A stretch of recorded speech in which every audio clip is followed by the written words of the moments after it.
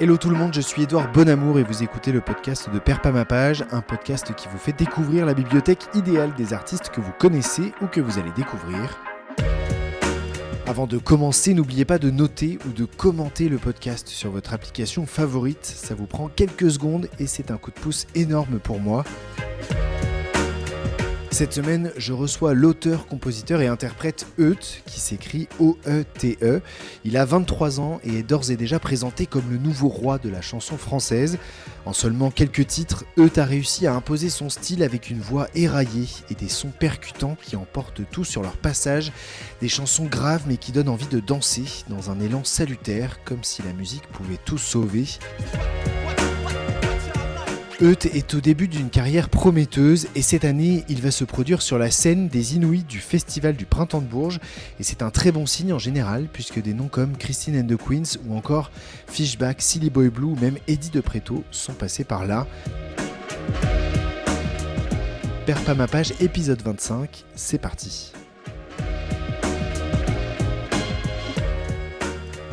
Salut Eut. Bonjour. Merci beaucoup d'avoir accepté mon invitation. Merci à vous. Je suis content de te retrouver, on est en terrasse au soleil, on n'est pas trop mal. Ça va, il fait beau. Il fait beau, on est bien. Avant de commencer, je le fais à chaque fois, je veux juste te rappeler le principe du podcast. Donc tu m'as donné 3 titres de livres qui t'ont marqué, que tu as particulièrement aimé dans ta vie et on va en parler là pendant une demi-heure. Le but, et je le dis à chaque fois, c'est pas une étude de texte.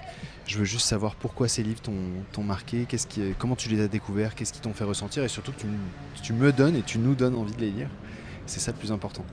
Et ben écoute, je les ai pas avec moi malheureusement, j'ai bossé un peu dessus. Je les ai pas pris. Et c'est pas grave du tout.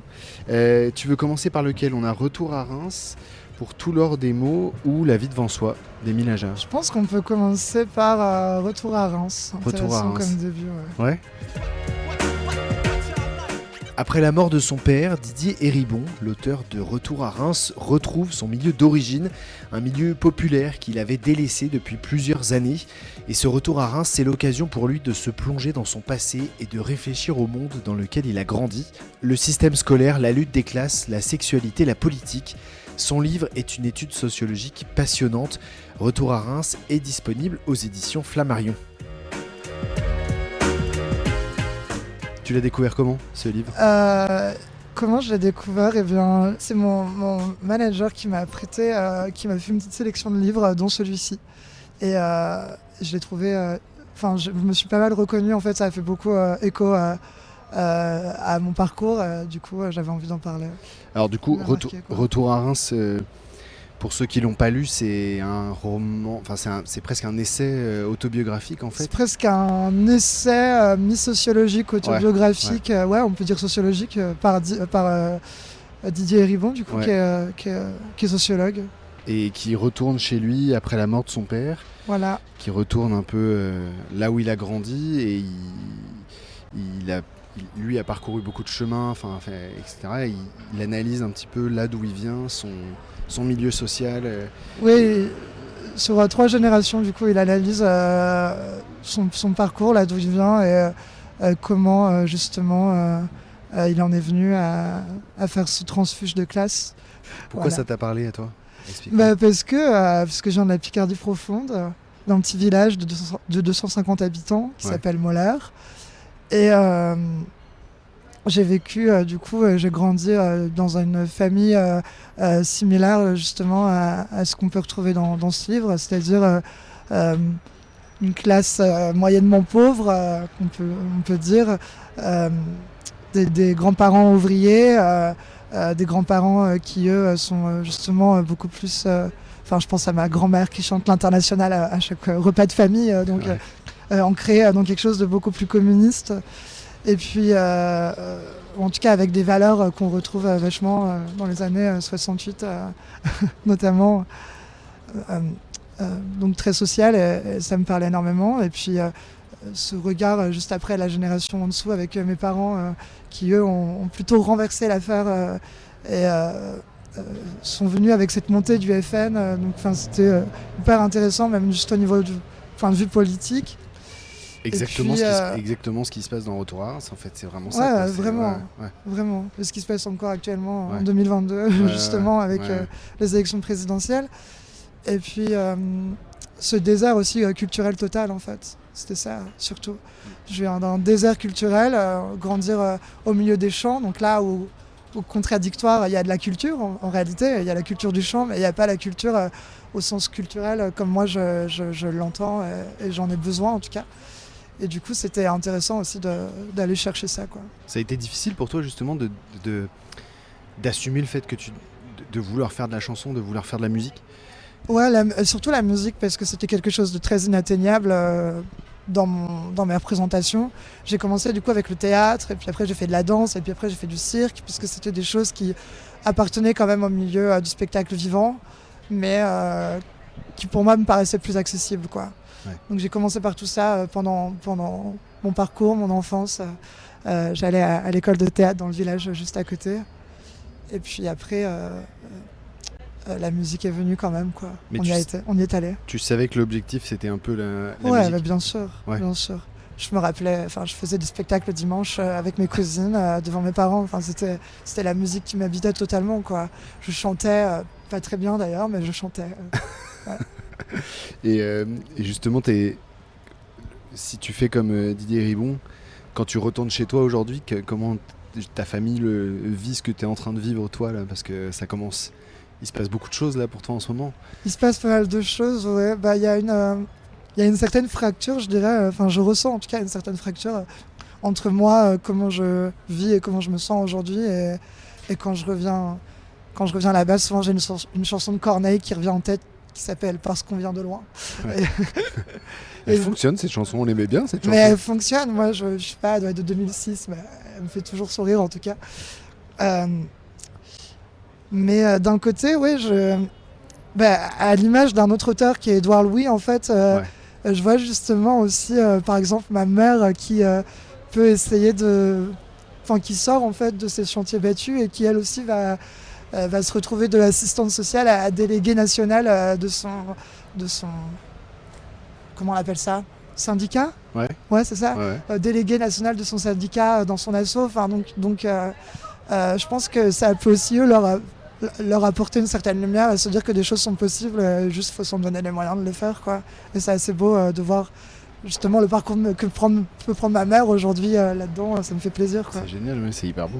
Et juste avant qu'on commence, tu me parlais de ton lien avec la lecture, t'allais me dire je vais... justement, du coup, en venant de ce désert culturel, la lecture, j'ai pas grandi avec des livres dans les mains, forcément.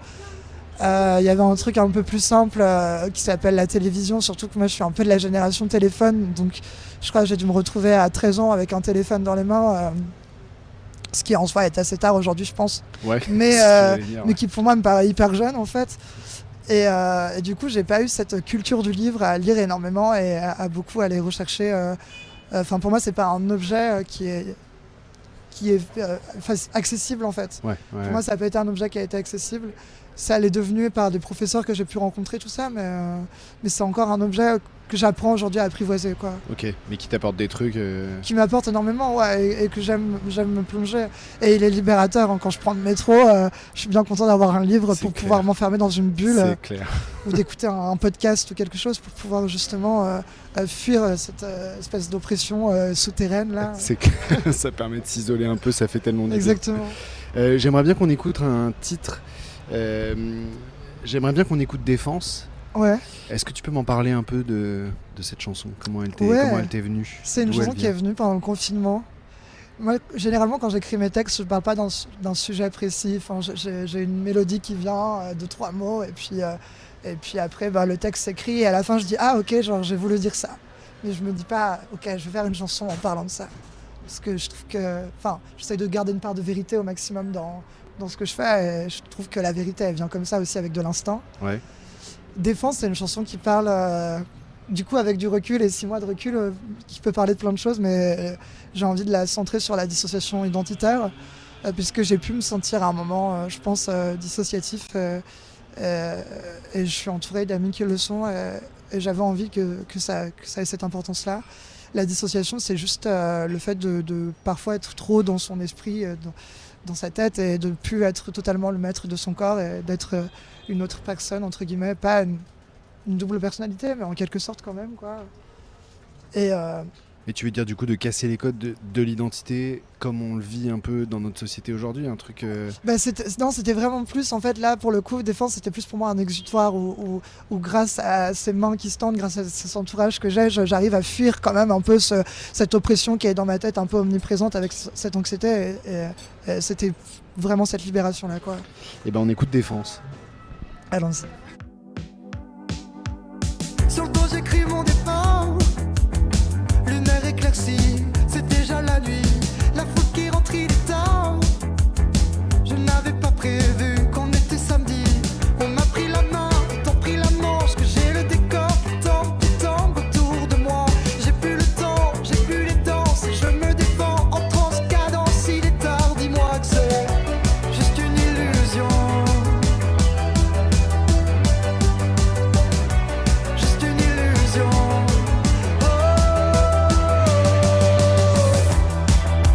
Histoire de partir, de tout laisser voler.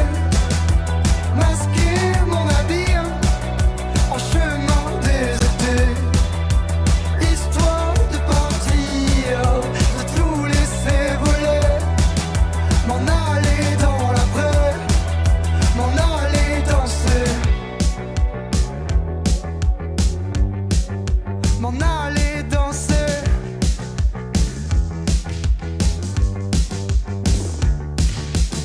Cette heure la sortie du bar. Pulsion assouvie, à rester ainsi. Les néons glacent le trottoir. Regard en dépit, la rue en défi. On m'a pris la main, et t'en pris la manche. Que j'en ai la ville qui penche autour de moi. Ils sont venus en bande, m'ont braqué les tempes. Et je me défends en transe exsangue. Il est tard, dis-moi que c'est juste une illusion. Juste une illusion.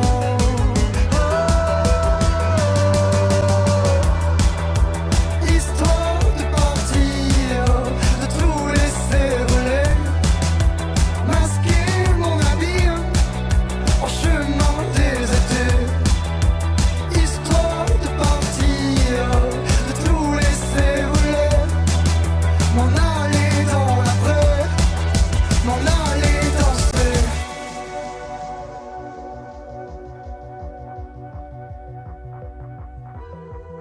Et ben on continue, du coup on a Allons-y. soit pour tout l'heure des mots... Mais je pense qu'on peut continuer avec Émile Ajar Émile Ajar, La vie ou devant Romain soi. Gary. Ouais. Publié en 1975, La vie devant soi est connue pour ses qualités littéraires bien sûr, mais aussi pour le scandale qui entoure l'obtention du prix Goncourt. À l'époque, Romain Gary a déjà obtenu le prestigieux prix littéraire en 1956 pour son livre Les Racines du ciel. Et dans le règlement du Goncourt, il est précisé qu'un auteur ne peut pas l'avoir deux fois. Pour relancer sa carrière qui commençait à ronronner un peu, Romain Gary écrit La vie devant soi et signe sous un pseudonyme, ça sera Émile Ajar. Jusqu'au bout, il va entretenir le mystère. Pour son deuxième prix Goncourt, il va même demander à son petit cousin Paul Pavlovitch de recevoir le prix et de répondre aux questions des journalistes. La véritable identité d'Émile Ajar ne sera connue qu'à la mort de Romain Gary en 1980.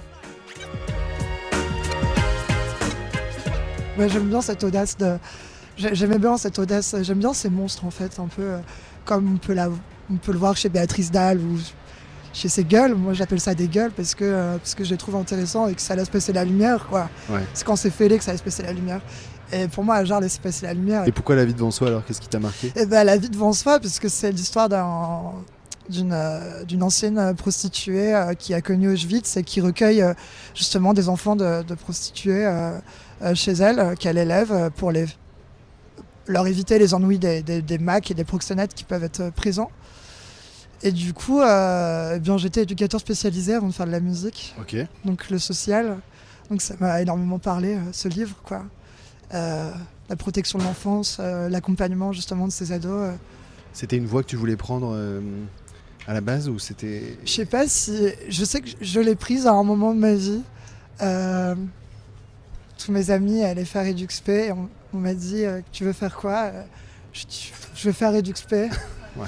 Et pas pour suivre le mouvement, mais c'était plus... en fait, je me suis rendu compte que ça a été une vraie formation pour moi. Et pendant 3 ans, du coup, ça a permis une remise en question et aussi justement de pouvoir aller se lancer totalement dans la musique. C'était un marchepied ouais, vers la c'était musique. comme une psychothérapie pendant 3 ans. Genre, ok, t'as vécu ça, là, t'as 18 piges, tu rentres en école d'éduc, tu vas bien remuer tout ce que t'as vécu et puis maintenant, tu vas pouvoir être suffisamment chargé pour pouvoir...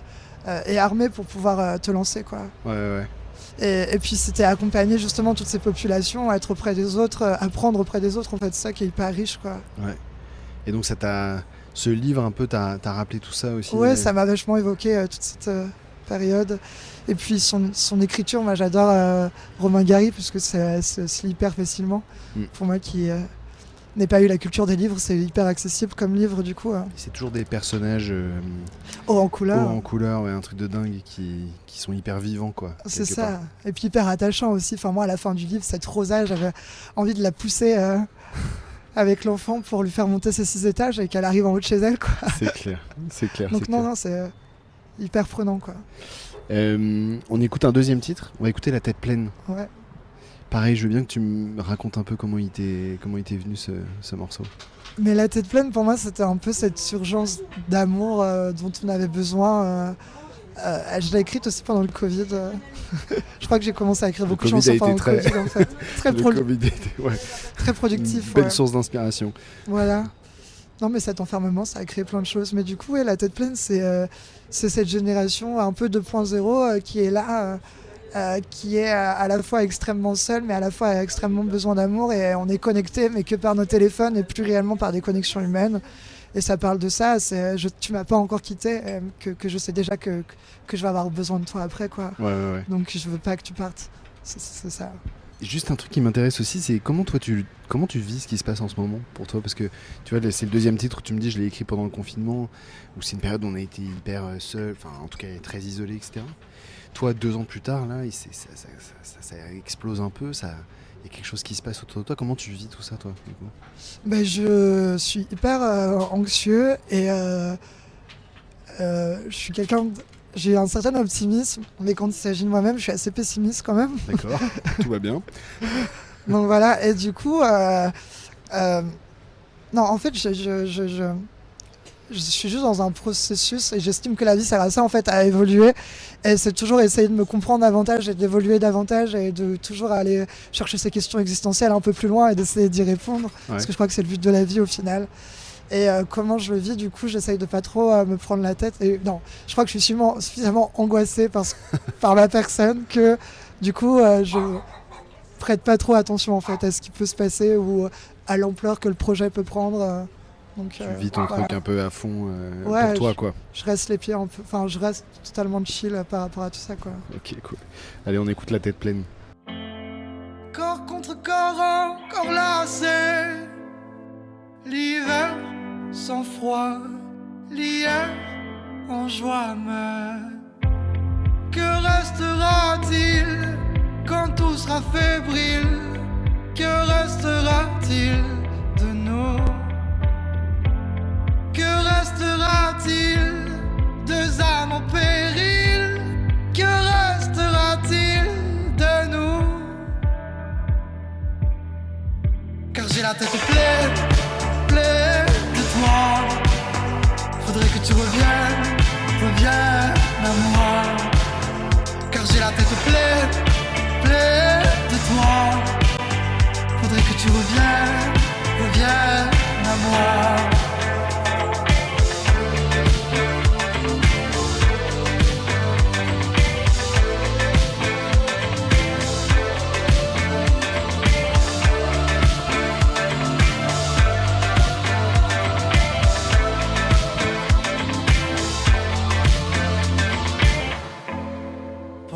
Pour une fond que glisser.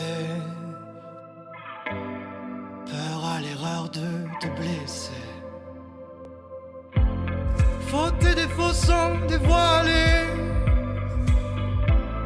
mais les éloges restent bien cachés. Quand les fleurs de l'adresse te caressent, c'est que je songe enfin. Tes prouesses, tes promesses, j'en ai que faire en vain. Je délaisse mes faiblesses dès que je croise ta main. j'ai la tête pleine, pleine de toi. Faudrait que tu reviennes, reviennes à moi. Car j'ai la tête pleine, pleine de toi. Faudrait que tu reviennes, reviennes à moi. Il nous reste un dernier livre qui s'appelle Pour tout l'or des mots de Ouais. Claude Gagnère. Je vais t'avouer que je n'avais jamais entendu parler de ce dictionnaire, en fait, si j'ai bien compris un petit peu. C'est un Ouais, recueil c'est de... un recueil de mots, d'anecdotes, de poèmes, de philosophes que j'apprécie du coup, qui m'a été offert pour un anniversaire par mon manager aussi. Ok. On va remercier absolument ton manager. Qui est... Merci Jérôme. Et en fait j'aime bien ce livre parce que justement avec l'approche tu vois, que j'ai du livre qui est très assez décousu au final ou pas hyper consolidé, ce livre me permet totalement de pouvoir le découdre et de prendre un mot, d'aller y chercher tout ce dont j'ai besoin et puis de refermer et d'y revenir plus tard en allant chercher un autre mot. Il n'y a pas de suite logique comme il est construit comme un dictionnaire. Tu peux picorer un peu dedans. Tu peux manger à tous les coins et prendre ce que tu as envie, donc c'est hyper intéressant. Et puis on apprend plein de choses hyper cool, comme le fait que l'anagramme de parisien, c'est aspirine. Et je trouve que c'est pas mal. C'est juste. Il y a des choses aussi beaucoup plus intéressantes, il y a du Voltaire, il y a plein de références en fait, qui justement moi me permettent de construire un peu ce manque entre guillemets, ou en tout cas de continuer à venir manger de la culture et essayer d'en avoir quoi, tout simplement. Est-ce que l'écriture pour toi c'est quelque chose qui est quand même assez facile entre guillemets? Est-ce que tu... C'est assez instinctif ce rapport au avec final. les mots justement un peu. C'est assez instinctif, ouais. Et puis moi, au final, j'écris pas, comme je le disais tout à l'heure, avec des thèmes. J'aime justement les mots, j'aime les assonances, j'aime les allitérations. C'est pour ça que j'aime Bashung, par exemple, parce qu'il avait, et il a cette capacité à écrire qui est dans le... En tout cas, à chanter ses textes, puisque certains, il les a pas écrits, mais qui est vraiment dans cette... dans ces mots en fait. Enfin, j'ai dans les bottes des montagnes de questions, c'est tous ces trucs qui résonnent. Enfin, c'est hyper poétique et à la fois c'est prenant. Enfin, c'est ce que j'aime quoi. Ouais, mais c'est ce qui transparaît un peu dans ta musique aussi, un truc un peu... Un peu frontalier, Ah ouais, j'aime ouais. bien. Carrément.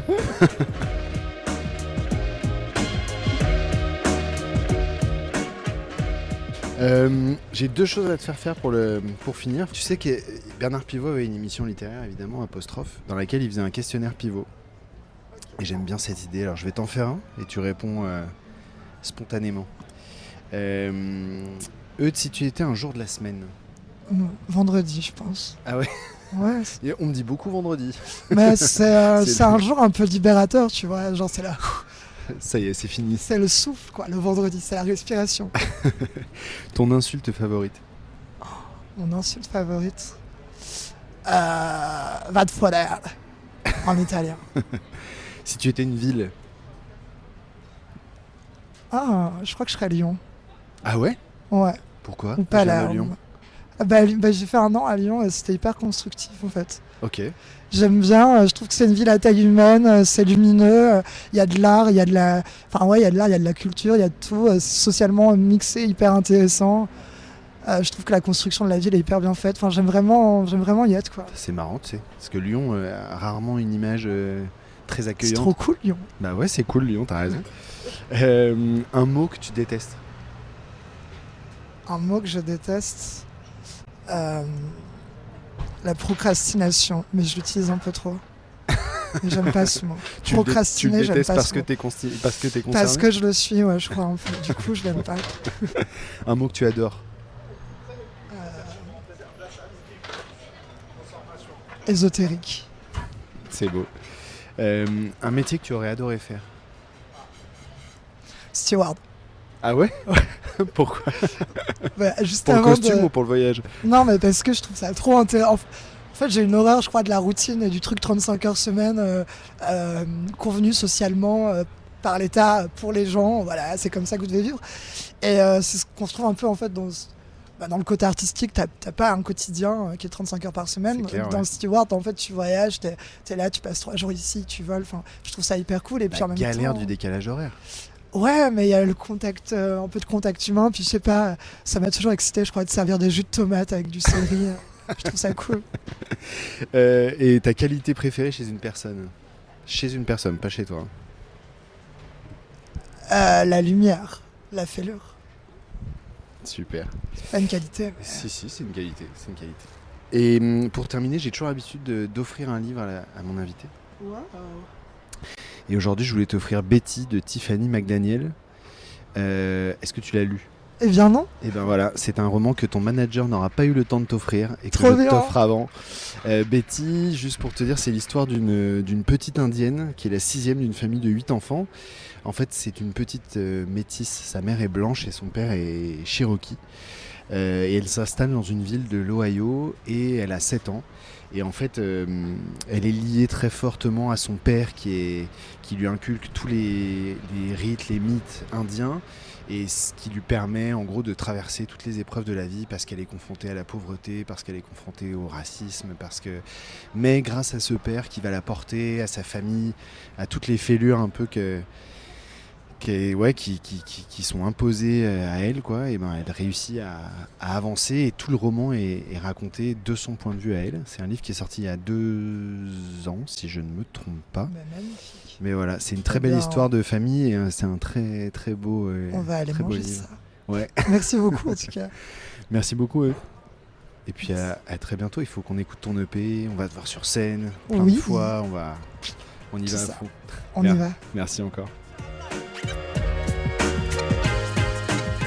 Merci à tous d'avoir écouté cet épisode. J'espère que cet échange avec Euth vous a plu.